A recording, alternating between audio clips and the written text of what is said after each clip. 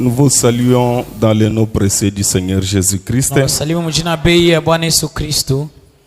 Je bénis le Seigneur une fois de plus d'être parmi vous.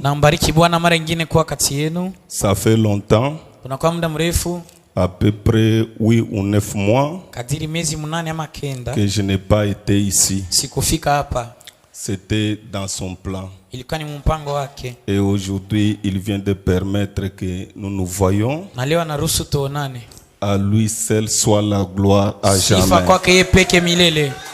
Je salue le papa Frank à qui on a fait longtemps. Je salue encore tous les saints au nom précieux du Seigneur Jésus-Christ. Moi, je crois aux saints vivants. Je ne crois pas seulement aux saints qui sont morts. Tels que vous êtes là, vous êtes des saints. Je salue les saints qui sait ce qui est là-bas. Je salue les saints, ma sœur, la sainte sœur qui est là. Que Dieu vous bénisse. Ah, je vous salue aussi. Que Dieu vous bénisse. Je bénis le nom du Seigneur. Il m'a gardé pendant mon repos. Il m'a gardé, j'ai fait un petit tour un peu bizarre. Kabalo, Lomami, Mbujimai, Kinshasa, Lubumbashi, Dar Salam. Jusqu'aujourd'hui, je suis au Tanganyika. Et j'espère que l'onction du 25 est ici. Est-ce qu'il y a quelqu'un qui croit en ça? Moi, j'aime toujours me souvenir de ça. Même si toi, tu n'y crois pas. Mais moi, je crois.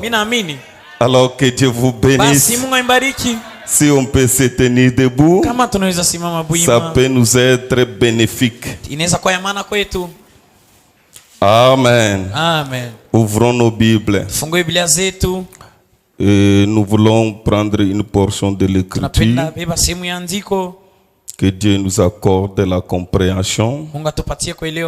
Et c'est dans Esther chapitre 3. Là, nous allons lire. Tous les serviteurs du roi qui se tenaient à la porte du roi fléchissaient les genoux et se prosternaient devant Aman.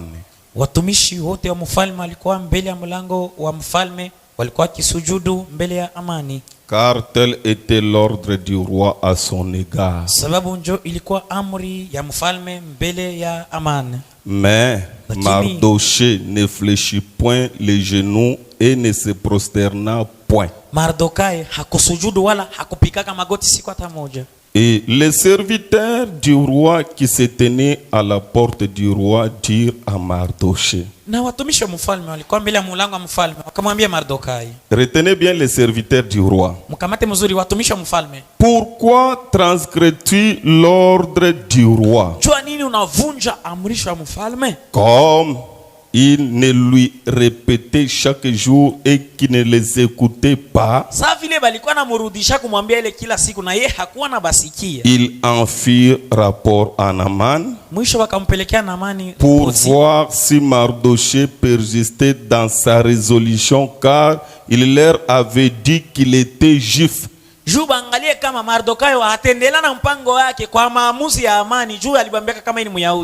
Est-ce qu'il y a quelqu'un qui peut me donner un grand amen? Il leur avait dit qu'il était qui? Ça commence pour moi. Maintenant, il dit, et Naman vit que Mardoché ne fléchissait point les genoux et ne se prosternait point devant lui. Il fut rempli de fureur. Mais bon, on peut s'asseoir pour permettre à mes sœurs de... Je vous respecte mes frères, mes sœurs. Asseyez-vous. Et maintenant au verset 6, il dit, il daigna de porter la main sur Mardoché seul, car on lui avait dit de quel peuple était Mardoché.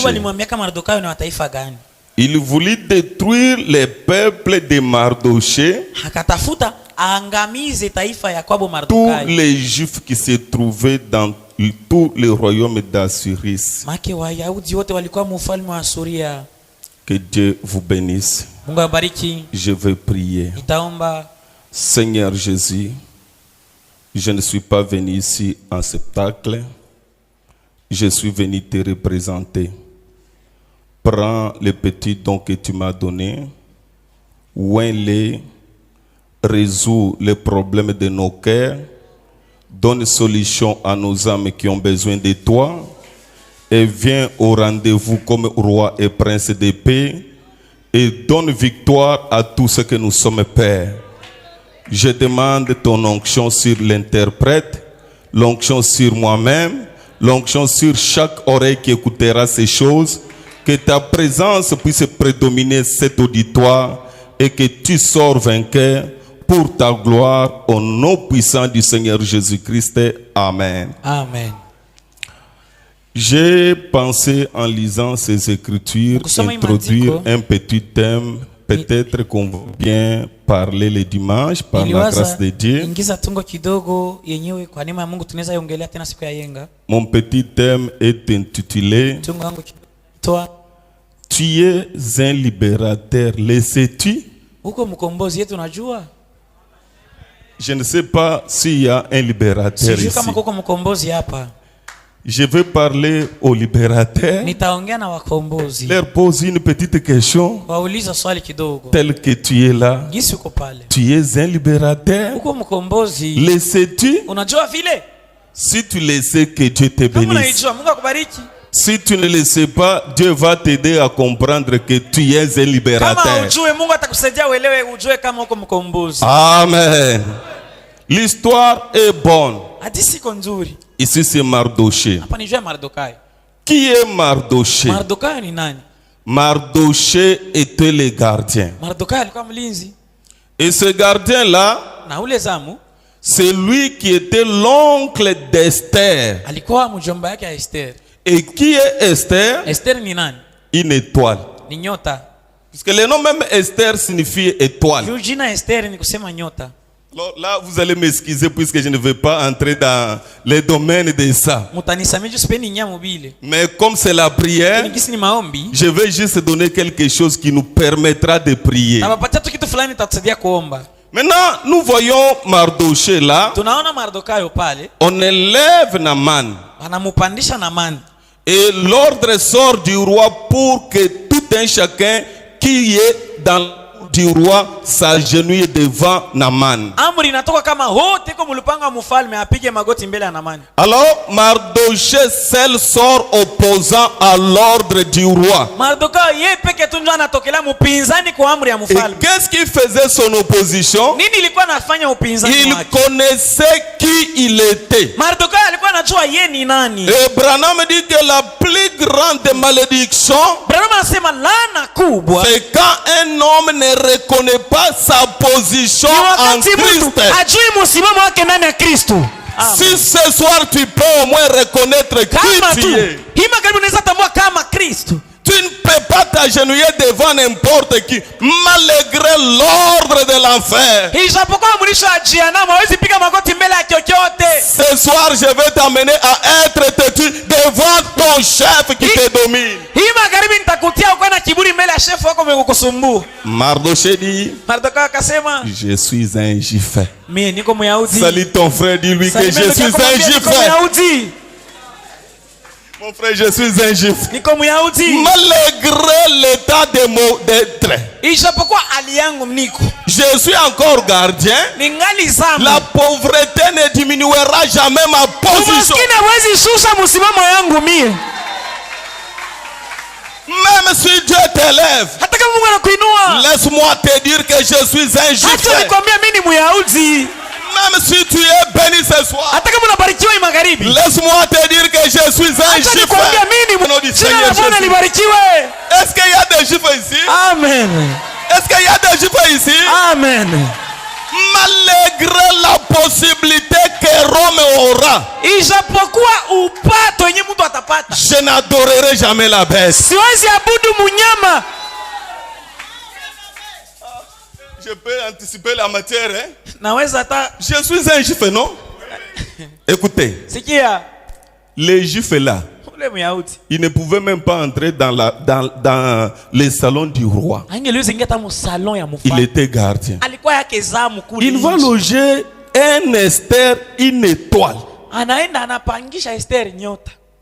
Prédestiné.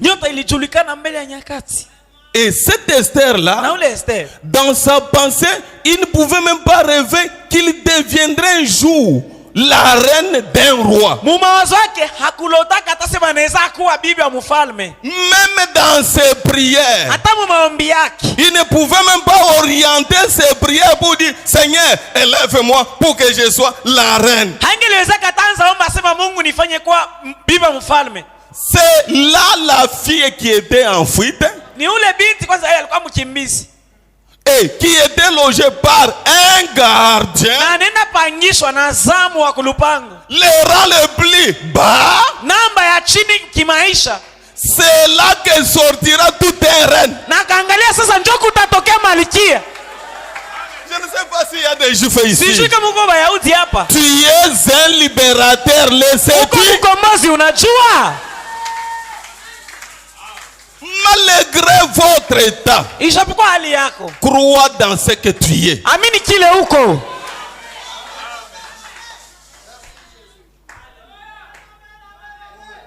Je ne sais pas. Qu'est-ce que je peux dire à cette église? Est-ce que je peux continuer? Verset 8. Allons-y ensemble. Ok. Alors Naaman dit au roi Ahasuérus, il y a dans toutes les provinces, de ton royaume un peuple dispersé et à part parmi les peuples.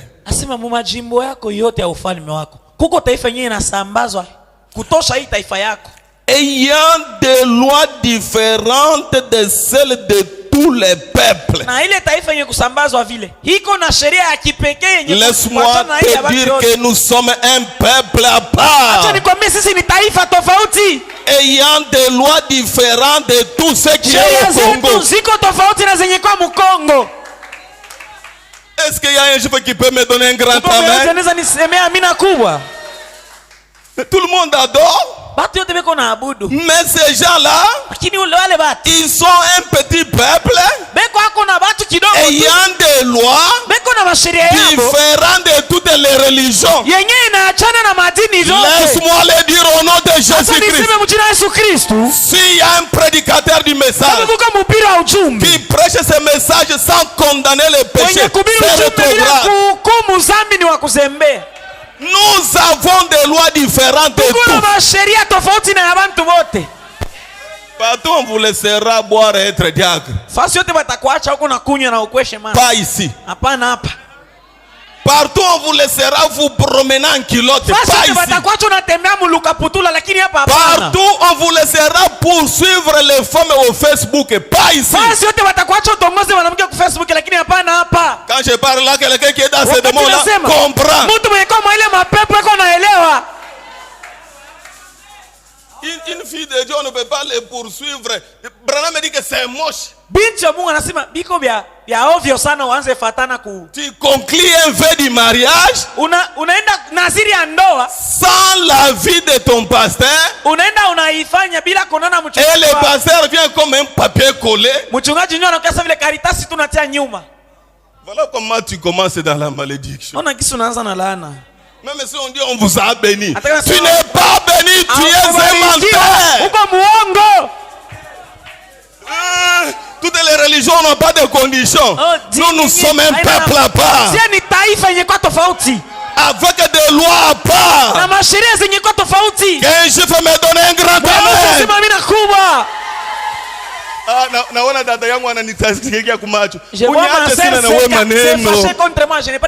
Je vous observe aussi, oui. Sina na wewe problème. C'est du hata ile kope yako, mais je parle de la manière que l'esprit me conduit.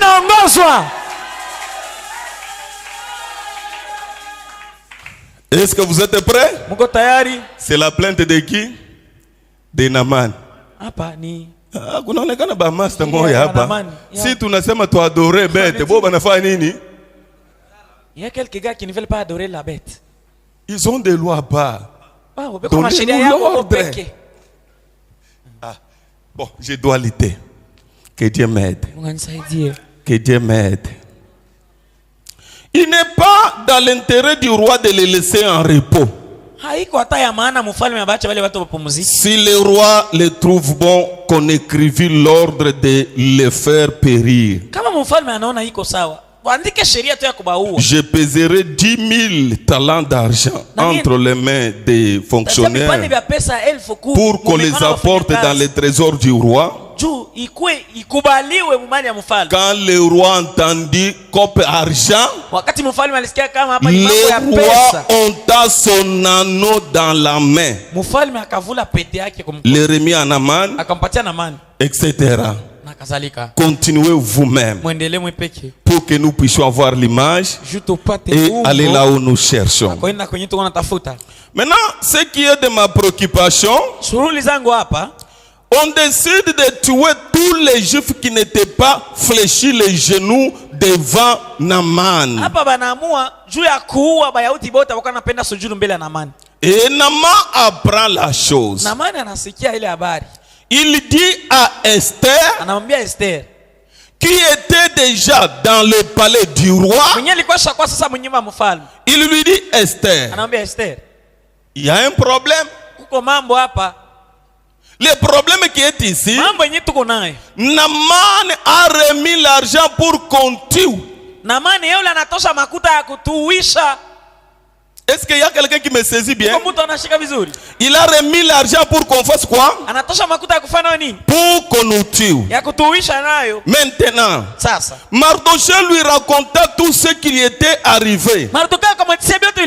Nous sommes au chapitre 4, verset 7. Il lui raconta tout ce qui était arrivé. Et il lui indiqua la somme d'argent que Naman avait promis à livrer au trésor du roi. En retour du massacre des Juifs. Salut ton frère, dis-lui que nous avons notre Mardoché. Tous les plans qui se prennent dans les coups, Mardoché nous les révèle. Hein? Même l'argent versé. Même où sortira le pape dans lequel l'antichrist va s'incarner. Notre Mardoché nous dit, on a déjà versé. Est-ce qu'il y a quelqu'un qui peut me donner un grand amen? Ah, je me sens bien, mais j'aimais que le tapis pour bien prêcher. Alors, il lui donna aussi une copie de la dite, publiée dans 6 envies de leur destruction. Quand il le montra à Esther, il lui fit tout connaître. Et il ordonna qu'Esther se rendît chez le roi pour lui demander grâce. Et implorer en faveur de son peuple. Je ne comprends pas la Bible aussi. Les Juifs, peuple de Dieu. À un moment donné, peuple de Mardoché. À un moment donné, peuple d'Esther. Est-ce qu'il y a quelqu'un qui comprend comme ça? Branham me dit effectivement, ces mêmes peuples de Dieu étaient devenus les peuples d'Esther quand Esther les a libérés. Amen. Amen. Écoutez. Pendant que Esther pesait ces choses, elle avait déjà 30 jours qu'elle n'entre pas dans le palais du roi. Or la loi était, pour entrer dans le palais du roi, il faut que le roi lui-même t'appelle. Qui que vous soyez, si vous y entrez sans l'invitation du roi, là vous mourrez. Maintenant, Il y avait une pression sur les Juifs. Si Esther n'entre pas, tout son peuple sera exterminé. Esther dit pardon Mardoché. Je t'ai toujours entendu. Mais cette fois-ci, l'entrée est difficile. Laisse-moi te dire. Laisse-moi te dire. La réponse de Mardoché est claire. Mardoché lui dit, ne pense pas que ceci va t'épargner puisque tu es dans le palais du roi. Et si tu ne plaides pas en fonction de nous, le ciel lui-même va parler de notre cas.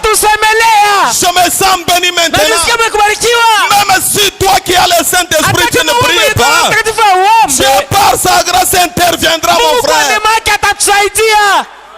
Mais ne pense pas que ma difficulté ne va pas te déranger. Ça va te déranger.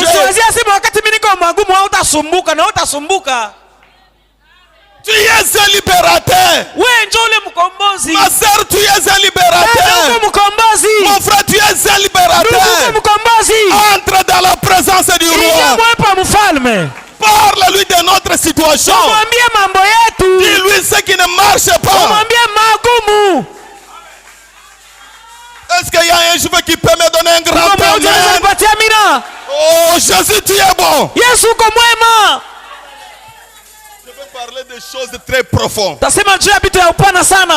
Esther? Il me dit que nous n'avons pas été connus ici sur la terre. Dieu nous a connus. Il nous a même ordonné. Il nous a établis dans l'éternité. Qui est ce Jérémie-là? Avant qu'il soit né, Dieu dit je t'ai connu. Je t'ai ordonné à être prophète. Oh, merci Jésus. Dieu m'a ordonné à être un fils de Dieu. Il n'y a aucun homme qui peut me tuer.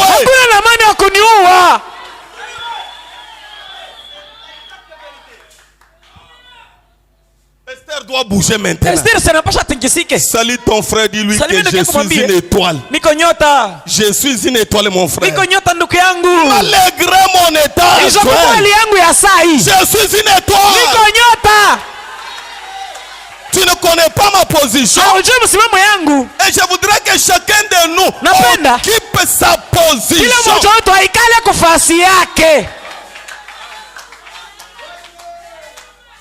Il n'y avait pas moyen qu'Esther et la reine ne puissent se croiser même dans un petit champ. Or, elle comme étoile, elle était prédestinée dans l'éternité à être la reine. Quelqu'un Vasti a occupé sa place. Qu'est-ce qui va arriver? L'étoile est entrée dans la pensée de Vasti pour lui donner la têtuillesse. Laisse-moi te dire au nom de Jésus, ton étoile peut entrer dans les lieux où tu es bloqué. Que ton étoile entre là où on a occupé ta place et donner du désordre. Merci Seigneur.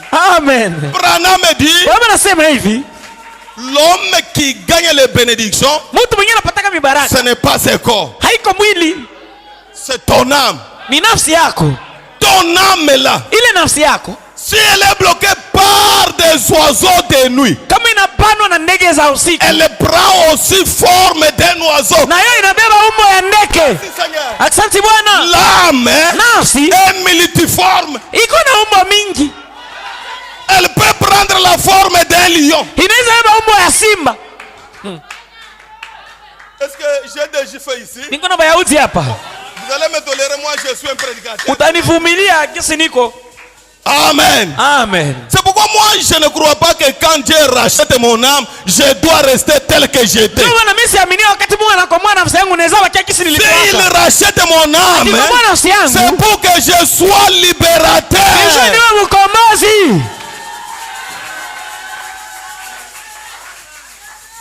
Je vais parler à ceux qui ont le Saint-Esprit. S'ils sont là, on n'aura pas besoin de ton Saint-Esprit au ciel. C'est ici où on est coincé.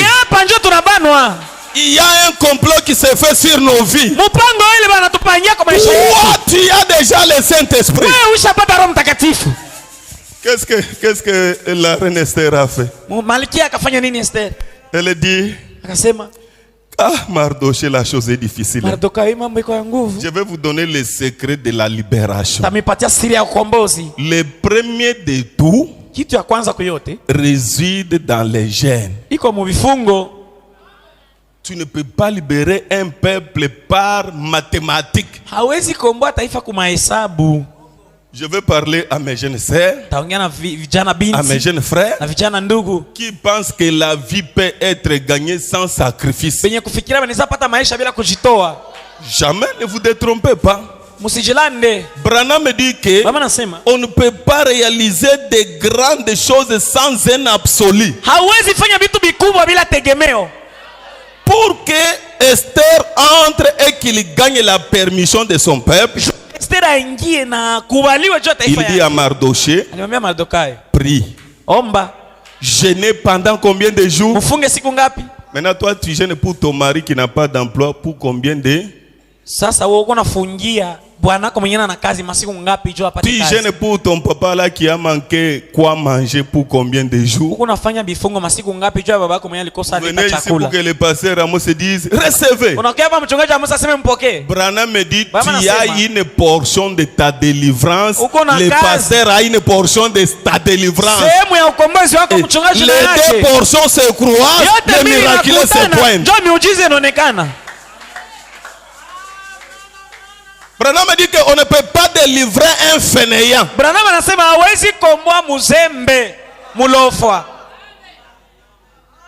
Au lieu de prier, Esther dit, si tu veux votre liberté, jeûnez 3 jours.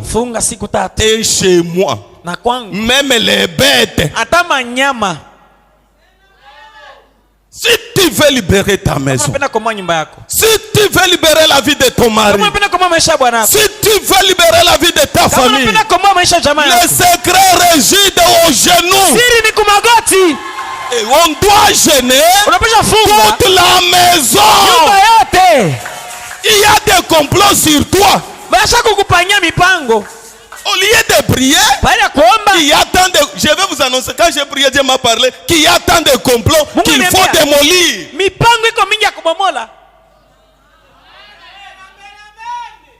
comment démolir ces complots?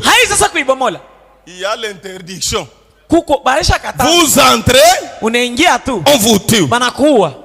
Comment entrer là-bas? Oh, cherchez le parfum. Quel genre de parfum? Branham me dit, notre cire sur les habits dégage une odeur, l'odeur là qui sort dans la prière dégage une puissance qui chasse les démons.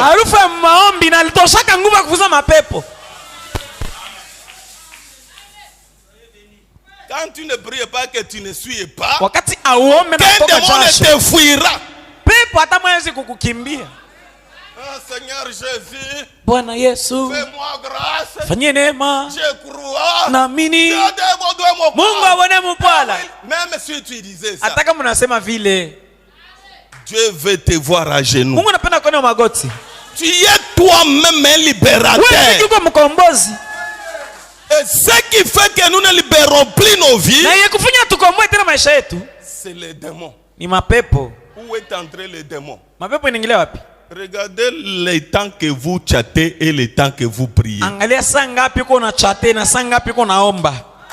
Et en chattant, j'ai toujours demandé aux jeunes filles, la Bible dit que vous qui êtes encore jeunes, Dieu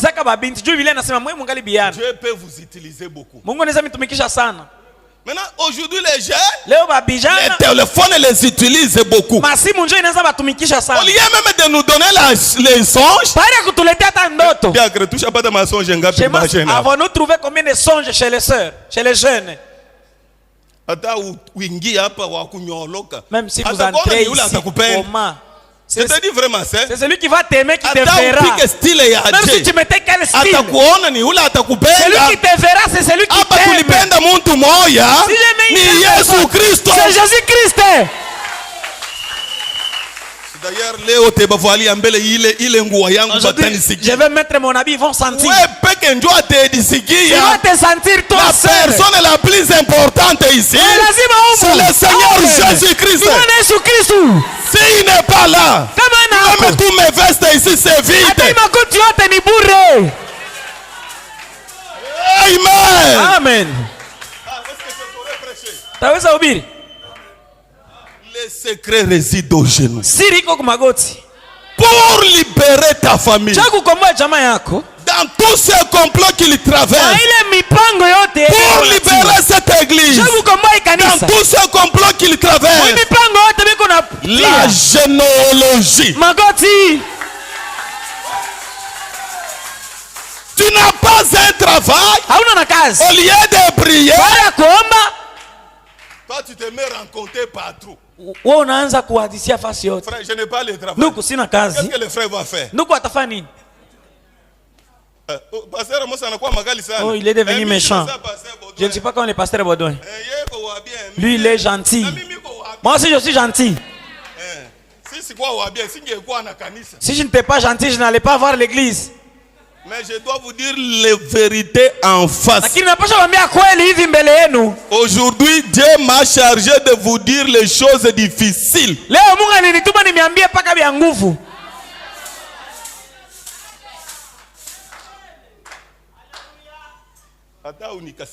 Même si tu te fâches contre moi, tu sortiras béni, ma soeur. Je n'ai pas de problème avec toi. Les problèmes, prie pour moi d'abord. Libère-moi. Est-ce que tu peux saluer ton frère, lui dire libère-moi? Libère-moi, mon frère.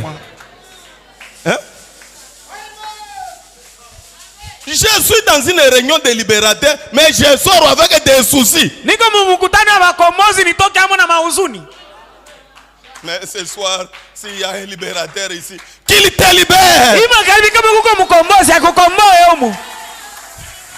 Ah, est-ce que quelqu'un peut dire Amen et Amen? Lisons William Mario Branham. Dans le message Jéhovah Jireh 22:55, le prophète dit au paragraphe 28, l'une des plus grandes malédictions qui se repose sur l'église du plein évangile, c'est l'ignorance de sa position en Jésus-Christ. Ah, j'allais entendre un bon amen. Tu ignores ta position en Seigneur Jésus-Christ. Je voudrais que Dieu te donne cette position. Que tu puisses te connaître qui tu es. Il ne faut pas seulement croire Dieu dans les autres. Je vais t'amener à croire Dieu en toi-même. Il ne faut pas seulement croire les prières des autres qui sont exaucées. Je t'amènerai à croire. Dieu peut t'écouter, faire des choses qui ne sont jamais compréhensibles. Et au nom de Jésus-Christ, que cette malédiction te quitte. Je continue. Frère Branham dit, si vous ignorez votre position, vous accepterez n'importe quoi.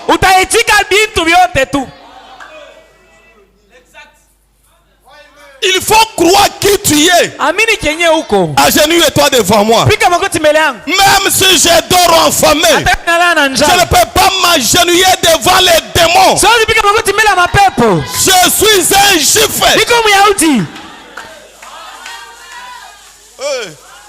Merci Jésus. Merci Jésus. Amen. Amen. Est-ce que quelqu'un peut dire Amen? La Bible dit que dans le dernier jour,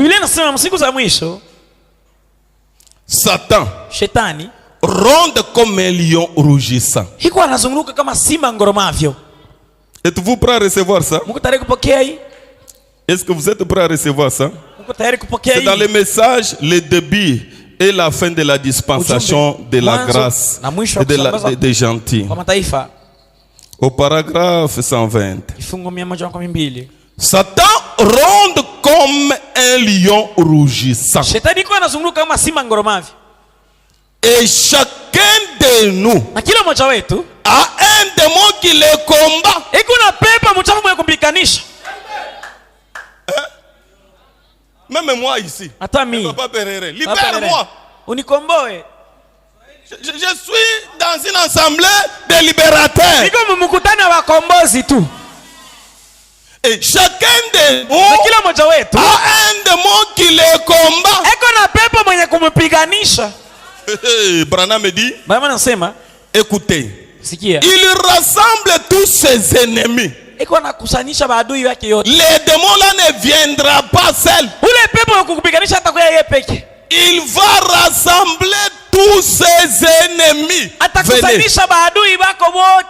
Tous ses amis. Oh là là. Les réunis. Ça commence par un petit rien. Si vous ne vous mettez pas à genoux, ils vont s'appeler. Oh, vaincre, c'est reconnaître votre ennemi. Et on ne peut pas vaincre si on ne connaît pas les démons qui vous combattent. C'est comme un militaire, l'ennemi est de tu es combattu par l'adultère, tu demandes de l'argent pourquoi? Commencez d'abord à attaquer ces démons-là.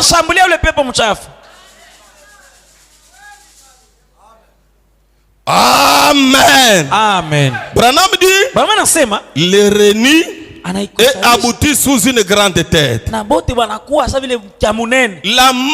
de la bête dans les domaines ecclésiastiques, ce n'est pas un seul démon. C'est une confédération des églises contre un seul peuple. Et c'est l'association de la religion et la politique. Je ne sais pas comment le dire. Et tous s'unissent. C'est créer une grande organisation. Pareil au catholicisme. L'image de la bête, c'est la confédération des églises réunies. Mardochée commence. Et maintenant, notre Mardochée nous dit, quand cette image va monter en puissance, il faut être un juif pour ne pas s'agenouiller. Et la Bible